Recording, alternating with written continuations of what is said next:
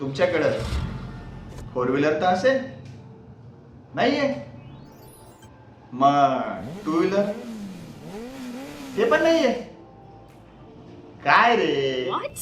असा प्रश्न विचारणारे तुम्हाला आजपर्यंत भरपूर मिळाले असतील, पण कधी हा प्रश्न विचारणारे लोक तुम्हाला मिळाले आहेत की तुमच्याकडे हेल्थ इन्शुरन्स म्हणजेच आरोग्य विमा, लाईफ इन्शुरन्स म्हणजेच जीवन विमा किती आहे शिक्षणासाठी, करिअरसाठी, त्यांच्या लग्नासाठी, भविष्यातील निवृत्तीसाठी आणि भविष्यात येणाऱ्या आजारांसाठी हेल्थ इन्शुरन्स आणि लाईफ इन्शुरन्स तर नक्कीच केला असेल.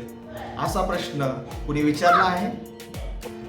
असा प्रश्न जर विचारला असेल तर नक्कीच कोणाला विचारला असेल तर नॉमिनीला विचारला असेल. यांच्याजवळ हेल्थ इन्शुरन्स किंवा लाईफ इन्शुरन्स असेलच असा प्रश्न विचारला असेल, पण कधी विचारला असेल? दोनच सिच्युएशनमध्ये विचारला असेल. एक, ज्या वेळेस ते हॉस्पिटलमध्ये ॲडमिट असतील किंवा दोन, हे या जगातच नसतील. असं का होत आहे?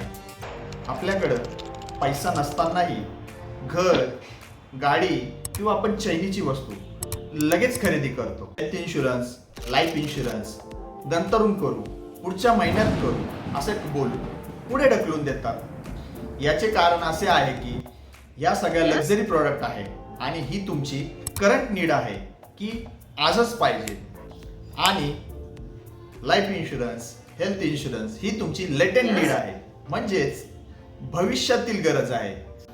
करंट नीडचे जेवढे पण प्रॉडक्ट आहे ते खरेदी करण्यासाठी आपण दुकानात जातो, मॉलमध्ये जातो, शोरूममध्ये जातो, आणि भविष्याची जी गरज आहे ते प्रॉडक्ट खरेदी करण्यासाठी लोक तुमच्यापर्यंत येतात.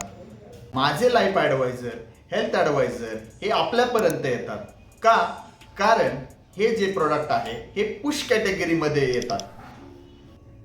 जशा प्रकारे एज्युकेशन घेण्यासाठी आपल्याला आपल्या मुलांच्या मागे लागावं लागते, तशा प्रकारे हेल्थ इन्शुरन्स, लाईफ इन्शुरन्स हे ॲडवायझर आपल्या सोबत राहून, आपल्याला समजून सांगून, आपल्याला कॉल करून, आपला वारंवार फॉलोअप घेऊन आपल्या मागे लागलेले असतात. आणि हे सगळे माझे ॲडवायझर आणि मी आपल्याकडनं हेल्थ इन्शुरन्स, लाईफ इन्शुरन्स करून घेतो, कारण हे पुश कॅटेगरीमधले असले तरी ही आपली भविष्यातील नक्कीच गरज आहे.